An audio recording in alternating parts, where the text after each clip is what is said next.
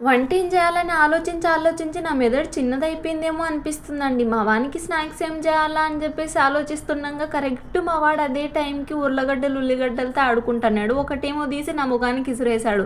అప్పుడు అర్థమైంది అనమాట. Why not French fries or chips అని చెప్పేసి మొదలెట్టాను చూడండి ఇంగ. ఉర్లగడ్డనేమో ఫ్రెంచ్ ఫ్రైస్‌కి, ఒకటేమో ఈ చిప్స్‌కి కట్ చేశానండి. ఈ చిప్స్‌కి అయితే కట్ చేయడానికి పీలరే వాడాననమాట. దాంతో అయితేనే బాగా పల్చంగొస్తాయి. ఇంకా పీల్ చేసిన తర్వాత ఉప్పు నీటిలో ఒక 2 నిమిషాలు నానబెట్టేసి మళ్ళీ మంచి కొత్తదే అండి టవలు.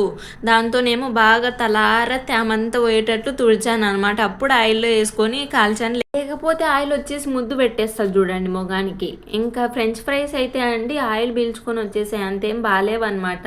చిప్స్ అయితే మాత్రం బ్రహ్మాండంగా ఉన్నాయి. ఓ పక్క ఆయిల్‌లో దేవేసి ప్లేట్‌లోకెత్తానన్నా మా వాడు ఆడనే నిల్చొని శాంతం తినేసాడండి. మీకు చూపించేకి కూడా లేకుండా. మా వాడు గాని, మా ఆయన గానండి టేస్ట్ గిన బాగున్నాయనుకోండి ఏమాత్రం సప్పిడి చేయకుండా సైలెంట్‌గా తిని మూతి తుడుచుకొని పోతారు. ఒకవేళ బాలేకపోయిందనుకో వీడేమో థూ అని వాళ్ళ నాయనేమో అస్సలు బాలేవబ్బా అని మొహం మీదే చెప్పేసి ఎళ్తారనమాట. అట్లా చేస్తారు.